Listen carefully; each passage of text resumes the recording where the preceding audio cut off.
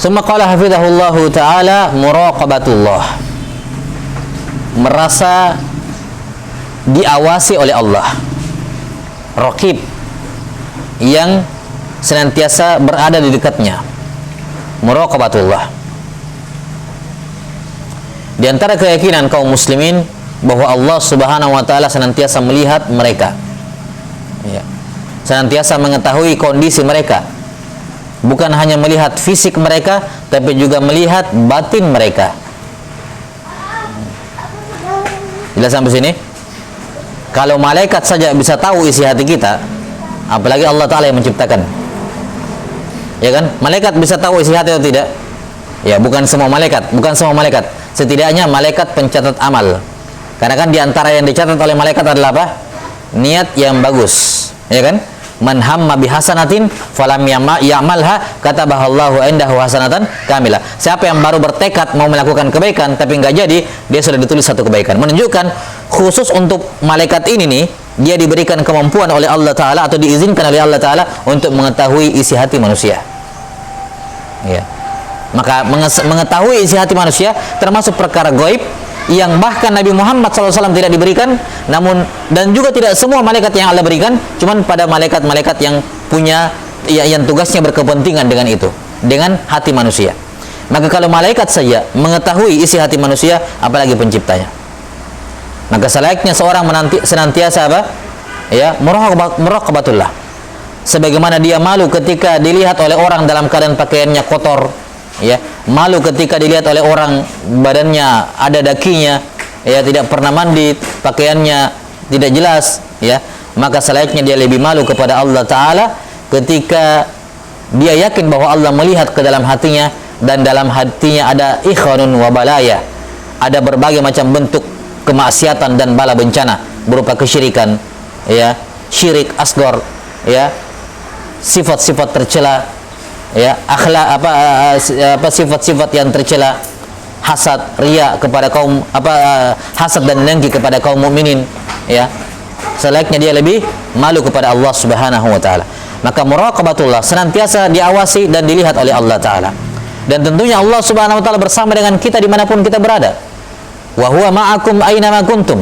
Allah bersama kalian dimanapun kalian berada, yakni ilmunya, yakni pengawasannya, yakni penglihatannya, pendengarannya bersama kalian dimanapun kalian berada. Ya, wa huwa Allahu fis sama' ala arsyihi istawa. 6. Dan muraqabatullah ini jenjang yang tertinggi dalam agama. Muraqabatullah adalah jenjang yang tertinggi dalam agama. Karena muraqabatullah ini adalah jenjang atau maqam al-ihsan dalam beragama. Islam, iman dan ihsan. Jibril datang kepada Nabi SAW, apa itu Islam? Dijawab dengan rukun Islam, amal-amal zahir yang kelihatan pakai mata, syahadat, salat, zakat, puasa, haji, kelihatan pakai mata. Apa itu iman? Dijawab dengan rukun iman, amalan batin, amalan qalbu, tidak kelihatan. Ditanya apa itu ihsan, ya, maka beliau menjawab, anta abudallaha ka'annaka tarahu fa illam takun tarahu fa innahu yarak. Engkau beribadah kepada Allah seakan-akan engkau melihatnya, dan kalau kamu tidak mampu melihatnya, dan memang kamu tidak mampu melihatnya, maka yakinlah dia melihatmu. Kata para ulama, Islam adalah puncak semua amalan zahir. Iman adalah puncak semua amalan batin, dan ihsan adalah puncak dari keduanya. Iya, sempurna zahirnya, sempurna batinnya, maka dia mencapai jenjang ihsan. Dia mencapai jenjang ihsan. Jadi ihsan, ya, karena asal makna ihsan itu bermakna itqan, bermakna mutkin, yakni puncak, sempurna. Allah Ta'ala berfirman, allazi ahsana kulla syai'in khalaqah. Kata para mufassirin, ay allazi atqana kulla syai', yang memutkinkan penciptaan segala sesuatu. Maka ihsan bermakna itqan. Maka ketika dikatakan ihsan artinya apa? Islamnya mutkin, ihsan imannya juga apa? Mutkin. Bukan setengah-setengah Islamnya, bukan setengah-setengah imannya, tapi Islamnya mutkin, imannya mutkin, itulah jenjang ihsan. Ya, dan saya kira orang kalau sekarang mengatakan mutkin sudah tahu maknanya apa. Mutkin artinya sempurna. Ya, ini sempurna dari kacamata manusia tentunya. dari sisi manusia, sempurna, mungkin. Baik. Maka muraqabatullah adalah seorang senantiasa merasa diawasi oleh Allah Ta'ala. Dan ihsan mencakup dua jenjang yang disebutkan tadi. Yang pertama, menyembah kepada Allah seakan-akan melihatnya. Ini jenjang yang tinggi, ya. Jenjang yang paling tinggi adalah beribadah kepada Allah seakan-akan melihat Allah. Kemudian jenjang di bawahnya, kalaupun tidak bisa merasakan seakan-akan melihat Allah, maka yakinlah dia melihatmu. Dia apa? Melihatmu. Jelas? Dan inilah jenjang muraqabatullah. Kita lihat kata beliau, kata penulis hafizahullahu taala.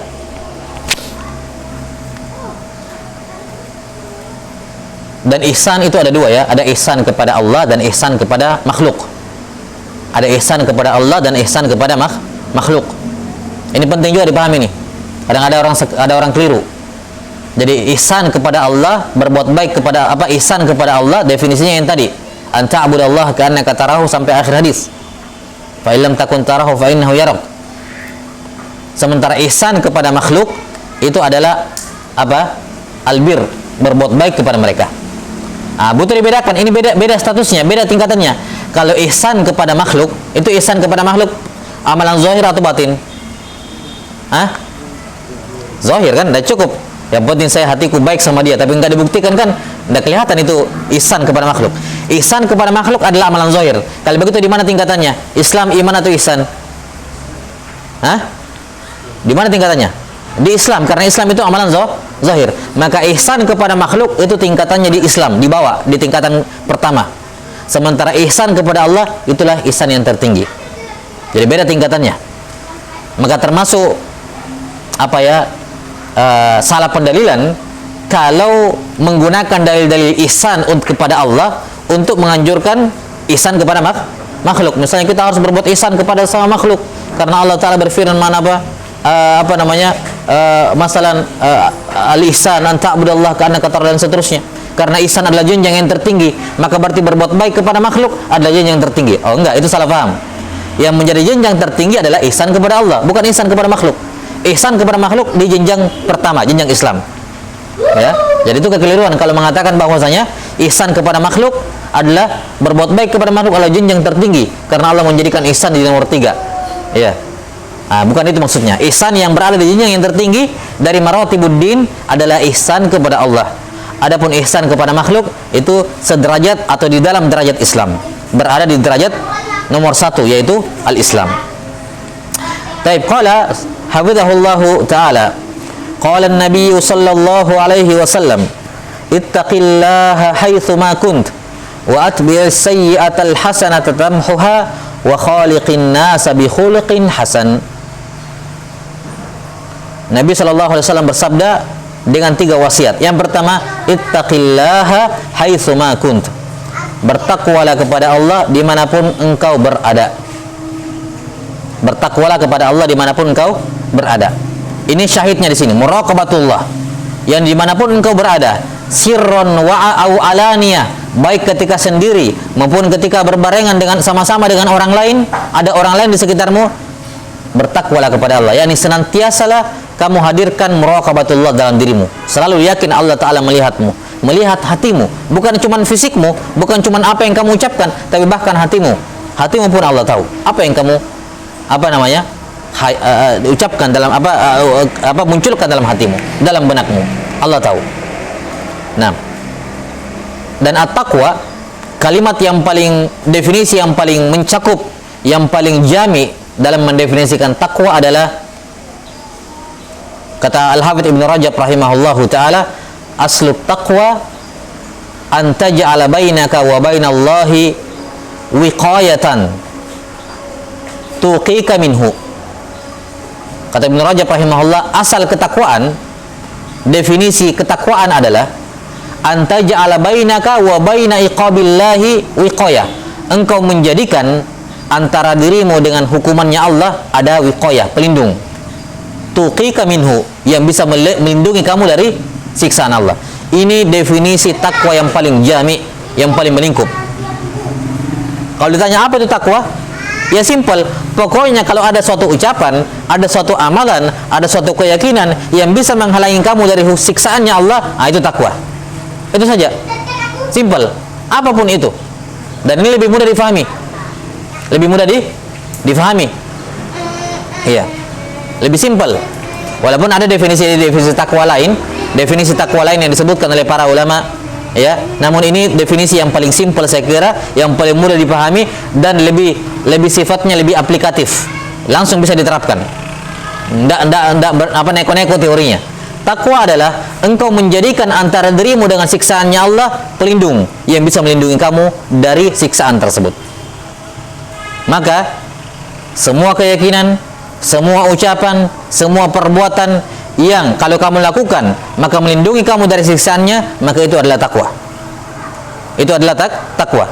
Dan semua keyakinan, semua ucapan, semua perbuatan yang membuka siksaan tersebut kepadamu, tidak ada tirai yang menghalangi kamu dari siksaannya, maka itu bukan ketakwaan. Simple. Taib. Ittaqillaha haitsu ma kunta.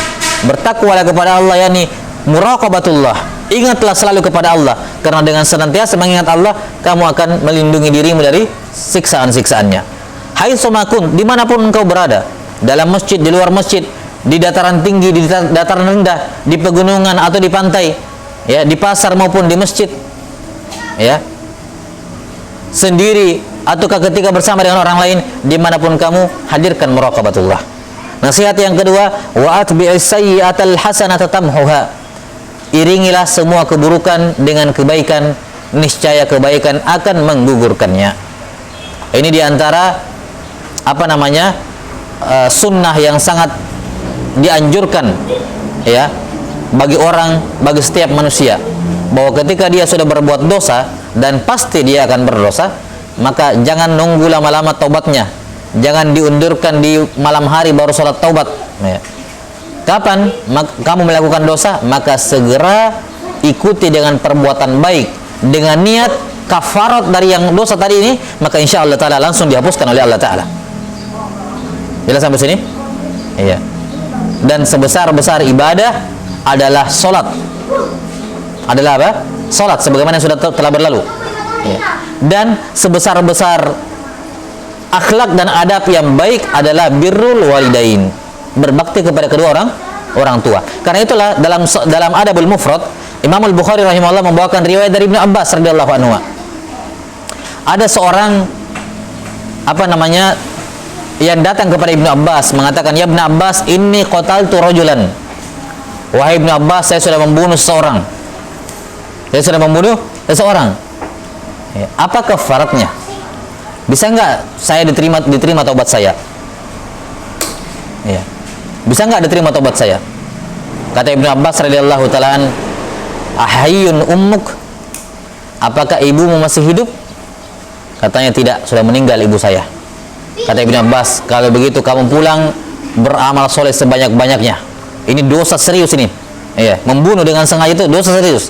Kamu pulang pokoknya taubat banyak-banyak, istighfar banyak-banyak, pokoknya memperbanyak ibadah. Mudah-mudahan hari kiamat setimbang pahalamu dengan dosa membunuhmu ini. Syukur-syukur kalau setimbang. Pokoknya perbanyak ibadah. Ya. Maka setelah orang itu pergi, ada seorang murid Ibnu Abbas datang kepada beliau. "Ya Ibnu Abbas, apa urusannya dengan ibunya? Dia datang minta solusi, kamu tanya ibunya masih hidup atau tidak?" Kata beliau, "Ya maknanya, seandainya ibunya masih hidup, saya akan suruh dia pulang berbakti pada ibunya. Karena saya tidak mengetahui ada dosa, ada kebaikan yang lebih besar dibandingkan birrul berbakti kepada ibu. Yani dosa pembunuhan itu dosa besar, tapi mudah-mudahan berbakti kepada ibu bisa setidaknya mengimbangi. Iya, walaupun tentunya hasilnya pada hari kiamat kelak hasilnya, tapi setidaknya itu usaha yang bisa kami lakukan." Iya, maka ini menunjukkan apa? Setelah berbuat keburukan, langsung lakukan kebaikan, apapun itu, dimanapun. Jangan tunggu sampai di rumah, berbuat dosa di tengah jalan, ya, langsung ikuti dengan kebaikan. Sehingga di masjid taruh bersedekah. Sedekah juga penggugur dosa. Ya, apapun itu, ikuti kebaikan dengan keburukan dengan kebaikan. Dan yang ketiga, wa khaliqin nasa bi khuluqin hasan. Berakhlaklah kepada manusia dengan akhlak yang terpuji. Ya. Nah, kalau akhlak terbagi jadi dua.